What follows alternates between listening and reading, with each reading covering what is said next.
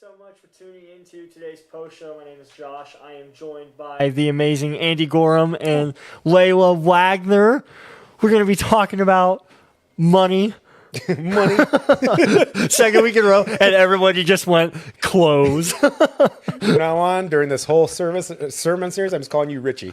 Richie. Hey, that is my last name. I know, my right? last It works name out is well. Richie. Richie Rich. Fun fact, our wedding hashtag, because when Chelsea and I got married, wedding hashtags were a very popular thing. Hashtags weren't a thing when I got married. Well, anyways, one of our friends called us up and he goes, "Dude, I just thought of your wedding hashtag." And I'm like, "What?" He's like, "Ready? Are you ready?" I'm like, "Okay, just tell me." Rags to Richie. Oh, boy. And I was like, this is the most corny thing ever. And when Chelsea heard it, she's like, I love it. So our wedding hashtag was Rags to Richie. I like it. So, all right. I like it, too. Yep, it was Rags corny to little Richie. Rags to Richie joke. So, what do you guys have planned for Memorial Day? Going to my folks tomorrow. Well, hey, Gary. Hey, Gary. Hey. Everybody, this is Gary. Hi, Gary. Gary, if you can just pull that microphone into you. Well, then people can hear me. Yeah, so they can hear you. Nobody wants to hear you. Yeah. No. Going to my folks tomorrow. Yeah. And then, youth group tonight. And then youth group tonight. quick cookout afterwards. So, yeah. fun. Should be a fun night. Fun. Fun weekend. Layla? We went to a cookout yesterday, which was a lot of fun, and thankful for beautiful weather. Low key, I think, for the rest of the weekend. We've had a lot of friends over, our kids' friends. A lot of them. I'm inheriting kids by the minute. So, Yeah. I think I'm There you gaining go. 2 more after youth group tonight. Oh, there you so, go. Yeah. There you go. That'll be fun. Gary, what are you doing for Memorial Day? Or what have you done so far this weekend? Oh, well, spend time with my bride. Yeah. And That's awesome. also, my son and his family are coming today for a while, so that's nice. There we go. Yeah, Yep. that'll be awesome. What about you? I have no idea. So I just want you to know, Nice. on Tuesday or Wednesday. So this week for Chelsea and I, everything with the baby has been I was going to say. literally crazy. Basically, long story short, the baby's not facing the right way. It's facing the back, but the head's up, Yeah. and she's folded like a suitcase. So the butt is by the birthing canal, and then the feet and the head are in the exact same spot. So we've really only been focusing on that all week. And then it hit me on Wednesday. I was like, oh my gosh, Monday is Memorial Day. And I was like, well, I got to change my work schedule. And on Tuesday, Chelsea has a big surf site, and then we have 3 doctor's appointments right after. 3, wow. Yeah. So Monday in my brain, it's just, I don't know what I'm going to do yet tomorrow. I'll do something though. Yeah. I got to finish school so I can get my bachelor's degree for Ooh. biblical counseling. So maybe I'll That's just sit amazing. and finish up everything I got to Yeah. finish up for that. Yeah, absolutely. So. Check Or that do off. absolutely nothing. And because Yeah, you've maybe got so much maybe I'll going do on. absolutely Yeah. nothing. I don't know. So I haven't decided yet. And here's the plus side. Your kid's already not listening to you, so you're going to be used to it growing up. I know. I mean, Chelsea and I are just the perfect Leave me mix alone, of stubbornness, Dad. and our daughter just has all the stubbornness. So I tell her she's every day comfy. she's got to flip, and she still hasn't listened yet. So maybe she'll listen at some point. I don't know. Who knows? Should be like, So. you know what? No. Reverse that couch. You know what? Don't flip. You stay. Yeah, you don't stay. flip. You stay just, right there. You stay just like that. And then the just next how day you it's going want to be perfect. And then I'll celebrate. Flips back. Yeah. And I saw that you guys were preparing, and you got the bassinet. Yep, we got the bassinet Set built up. yesterday. Yeah, I had the whole the reality of the situation. You didn't Yeah. put the arms Set on backwards yesterday. like you did Dave's chair, right? No, didn't put the arms on backwards. Which, know there's no fun arms for fact, bassinets. we'll see if Dave actually listened to this. So after Dave flipped him back, a week later, Steve and I went in there Yep. and turned him back around. Now, this is almost a year ago. This is a now. long time ago, I Dave remember. still has not flipped these He probably just gave up. 'Cause he's then I like, think- they're just going to keep And switching I think Steve it. hid the tools for which to do it. Yeah, I know where Steve hit him, Yep. and it would take Dave a long time to find those tools. It would take Poor a long time. Dave. All right, I love our church. yes, we have a lot of fun. All right, so let's go and talk about money. So, what stood out to you in today's message? Well, can I veer off from that just a little bit? Yeah. No. The thing that comes to mind when I'm thinking about this message in general is, and I have a very simple faith. There's a verse in Matthew, I forget the exact verse, but where Jesus says, "Unless you come to me as a little child, you cannot inherit the kingdom of heaven." And in all of these things, I am 100% confident that God gives us this instruction because he loves us and he wants us to have a great life. And I think about, like the little child thing. I don't just let my grandkids eat all the chocolate that they want because it's not good for them. Right. Right? And he's teaching us things that are good for us because he wants us to be happy and he wants us to feel joy. And sometimes this message can feel like it's taking away from me. But if you think about it in terms of how much chocolate do you give your grandchildren, it's not taking away. It's because he loves us and he wants good things for us. So I really try to focus on that interpretation. That's great. I think the thing that stood out to me was the just how intentional you have to be if you are fighting debt, and guess what? Even if you aren't, it's still good rules to live by. Like Absolutely. be very very strict. Be very focus on that, and also be the person you want to be now. Don't wait because life is too short anyway. So there's no reason to put off what you can today, what you can tomorrow. All that old saying. So that kind of stood out to me. Was just like continue to be the person you want yourself to be every day. So Absolutely. even if it's one little step, that's still better than not doing anything. So There were two things that stood out for me. One, this probably is like a everybody knew this but me kind of thing. But I appreciated that Dave called out that the Bible doesn't teach that debt is sin. I kind of just assumed that it might do the opposite. And then the second thing was step one regarding, overcoming debt, how Dave pointed out to still be the kind of person you want to be, like giver and saver, even while you're carrying out the other steps. I always thought you would have to do the other steps first before trying to sprinkle in some of that. So those are my two things. Yeah. For me, I think right off the bat, when Dave was talking about the debt and how in the fourth quarter in 2023, so, it just happened October, November, December, Americans are in $17 trillion of debt combined. And I was like, that is so much money. Yeah. I can't even fathom that. like insurmountable. It's I don't even want to think about that. It's so crazy. And then the story that he told of Casey and Megan Caston was fantastic. Like I'm one of those, I love testimonies and stuff like that. And just how, they were $200 million in debt. 200,000. Yes, 200,000, not 200 million. $200,000 in debt, and that's not even counting a mortgage. Right. And when he said that, I was like, oh yeah, this is here's the rest of your life. You're just going to be paying this off. That's all you're going to do. And they got it in 3 years and 4 months. Like that is so impressive.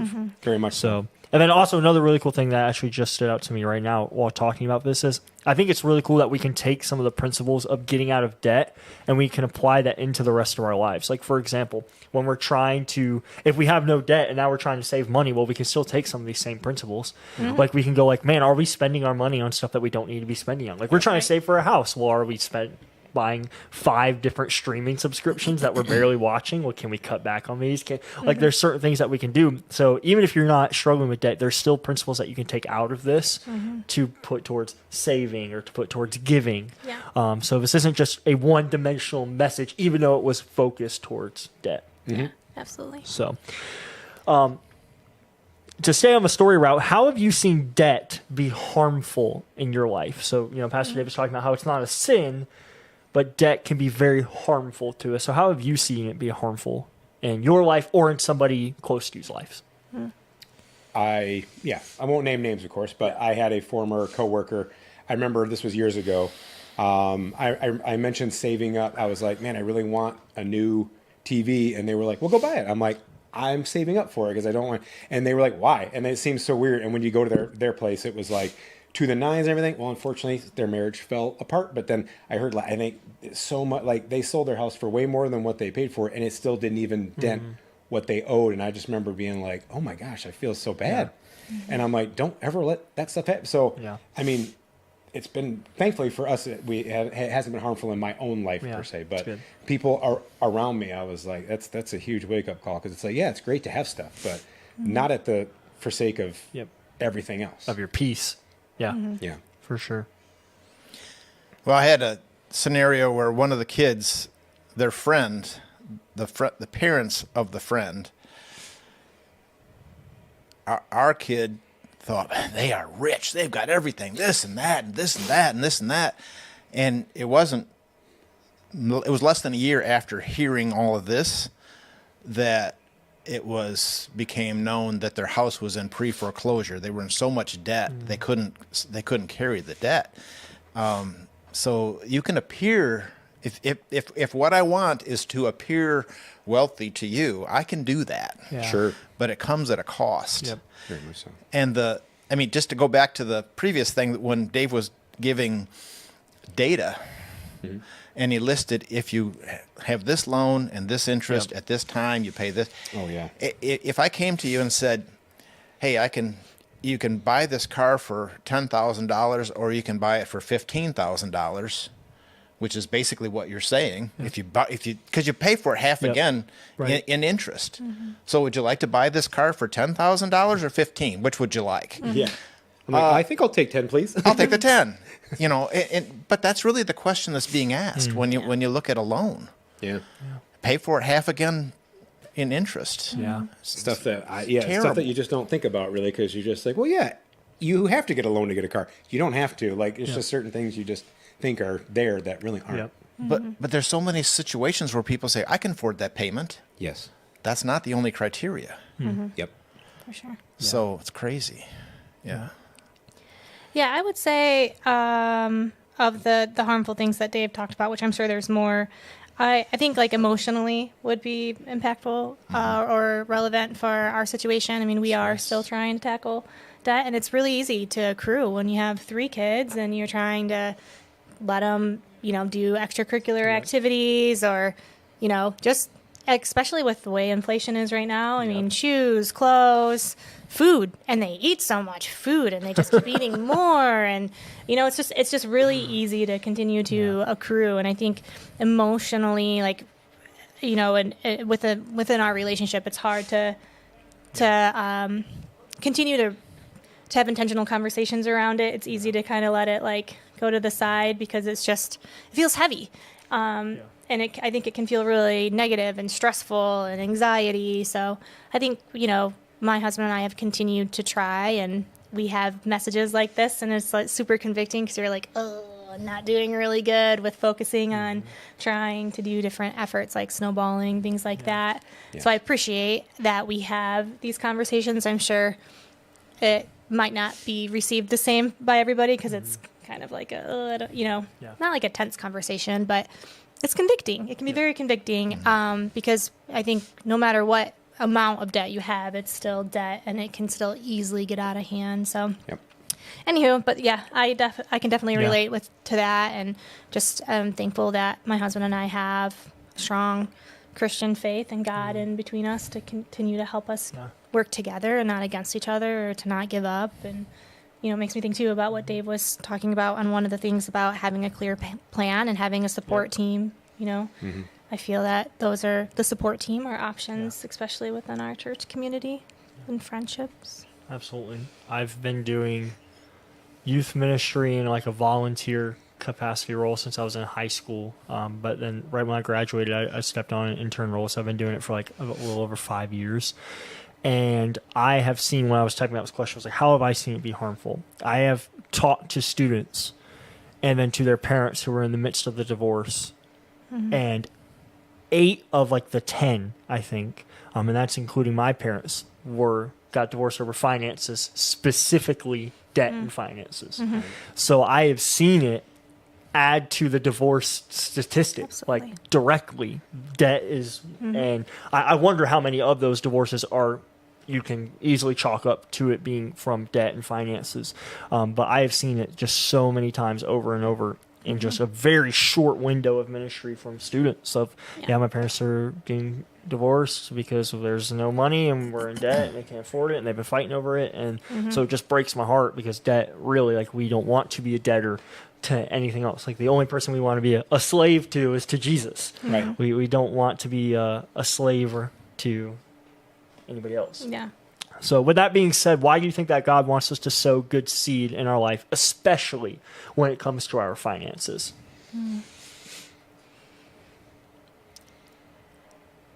There's a lot of thoughts going through my head right now.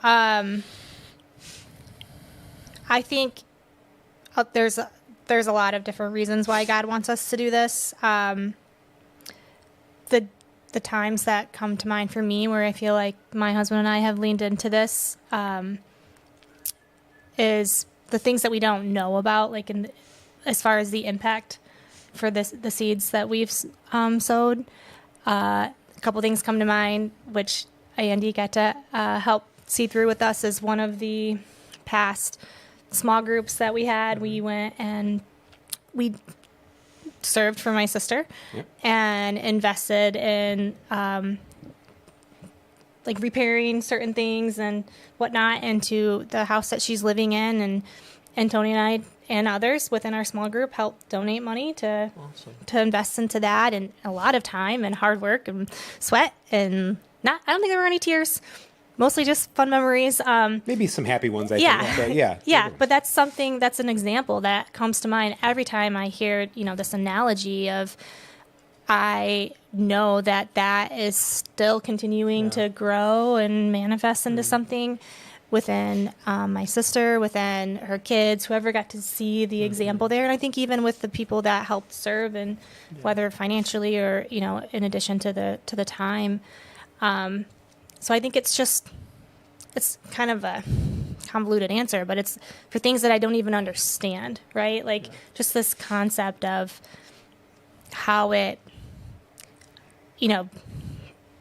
what it does to others, right? Things that like immediate and long term that we just don't know.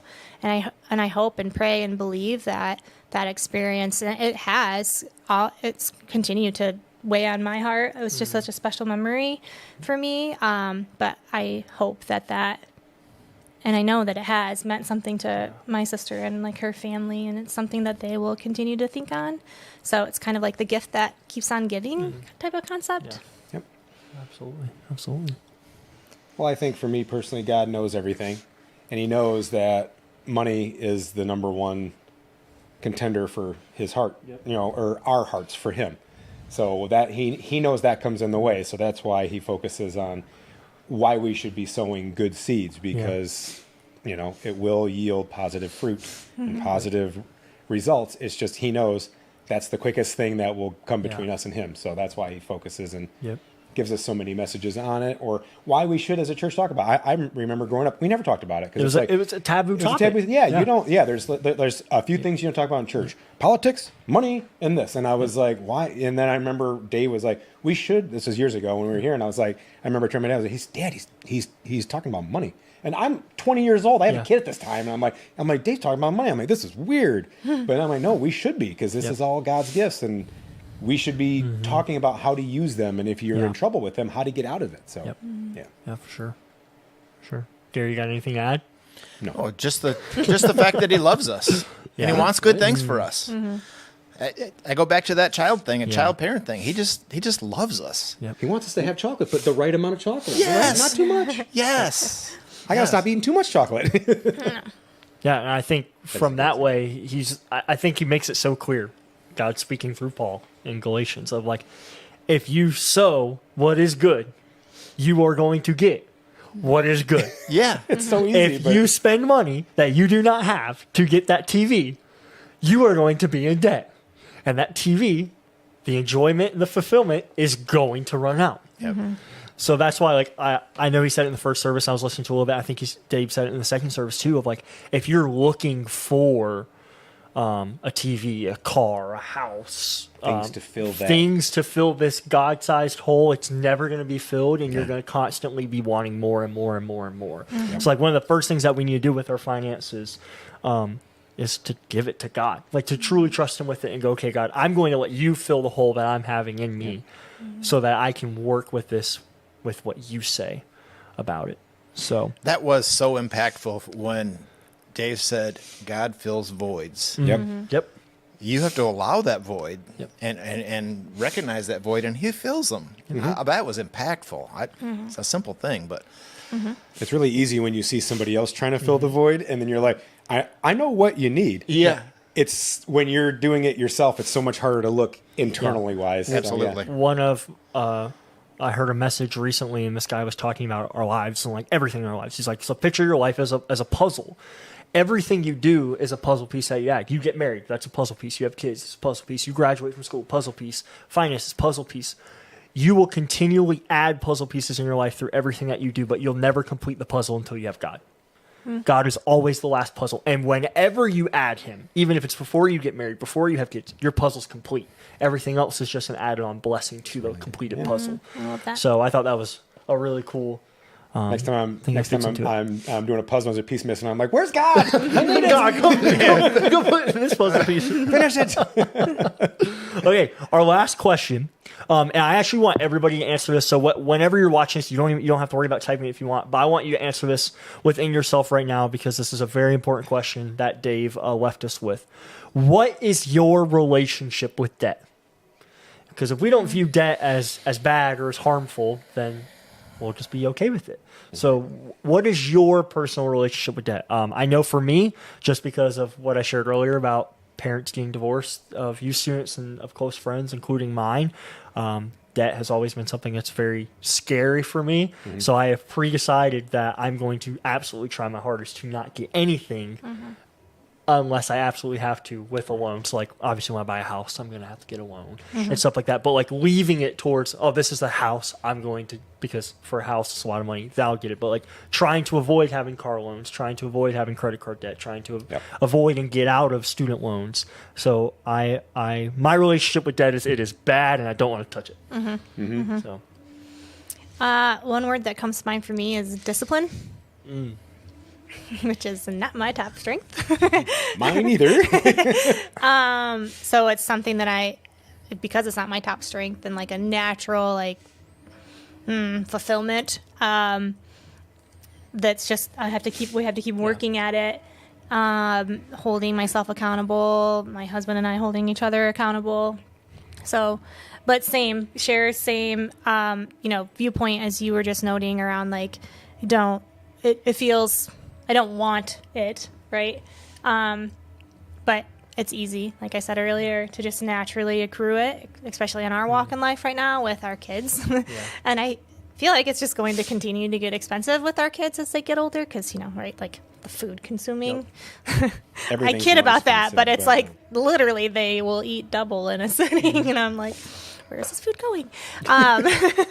So that's, being disciplined, and then a goal of mine would be to find like joy of getting over the little bit that we've racked up, right? Just I think that's important for me anyways, like being goal oriented and having a positive mind frame of like that feeling of freedom is going to come, and when it does, and I think it's going to kind of come and go, right? Because I just let things happen, right? And just trying to find a healthy and positive mind frame around it, even if it's a little bit of a roller coaster of we got across the finish line and then we had to go a couple steps back, right? Like it's constant progress. For sure. So. For sure. Yeah, I would say honesty, and also not because you have to be honest with yourself and go, we are in debt, or we're working our way out of it. And I think having a healthy relationship, it sounds lame to say just healthy relationship, but if you view it that way, number one, you're not going to be overcome by it. If you have a healthy relationship with things, you are open to talking to people about it, and talking to people can sometimes be a way for certain people like myself, who's very outgoing, to express things, because then they may have something to offer me that I don't think of, or how my mind doesn't work. So I just think being open and honest with it is the best possible thing. And like you said, from the very beginning, if any kids are watching, just don't get into it, number one. But try your hardest to avoid if you do, like it doesn't mean COVID. you're a bad person, doesn't mean this or that, just means, something for you to work on. So Absolutely. being honest. Yeah, I was going to say almost exactly the same thing. I mean, having accountability partners, having people that you're open with and can talk to. So helpful. It doesn't have to be everybody. Nope. But if you have a group of people that you can be open and discuss it with, just like Andy said, maybe they have some ideas, maybe they have some resources.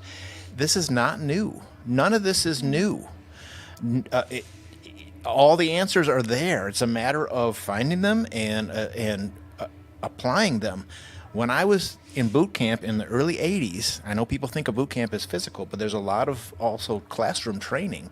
And this was discussed at that point by the Marine Corps. Yeah. Because they know it's a problem, even in the early 80s. Yeah. They encouraged saving for retirement, and they encouraged staying out of debt. So the resources are there. Yeah. So just please be open with yourself and with others, and find the resources and do the work. Yeah. For sure. Absolutely. Well, thank you guys so much for answering those questions. Everybody listening online, if you have any questions at all on Wednesdays at 7 p.m., Dave and I go live and do a Q&A where we answer your questions, whether it be about this past Sunday's message or something you read in the Bible or whatever topic that we might be doing a little series on within our Q&A. So if you have any questions at all, you can go to my3c.org to the Submitted Question tab. You can put your question in on there. And our goal is to get to every single question that we possibly can on the Q&A. We're not able to get to all of them every single week because we'd be talking for hours and hours and hours and hours. That's why we split them up and make sure we have them every single week. So if you have a question, our goal is to one day get to answering your question. If you would like to have a response to your question within 24 to 48 hours, you can go to my3c.org and on the Submitted Question tab, there's a little link that'll take you to our Connect card. You fill out the Connect card, put your question on there, submit it, and somebody on staff will get back to you in 24 to 48 hours to answer your question. And if we ever show that on the Q&A, we will never ever put your contact information or anything like that. It will just be completely anonymous, like all of the other questions. If you're interested in getting plugged into a Big Serve site, because that starts tomorrow and runs all the way until next Saturday, you can go to my3c.org, go to a groups tab, and you'll see all of the groups there. You can scroll through. We have them on different days at different times doing different things. So I guarantee you there's a group that you can join and be a part of. So I highly encourage you to go and serve at one of those Big Serve groups this week. And if you're not in the state of Michigan and you can't come and serve, I ask you that you pray for our groups that are going out to serve people and for the people that we are serving as a church. But I hope that you all have a fantastic week. Have a great Memorial Day.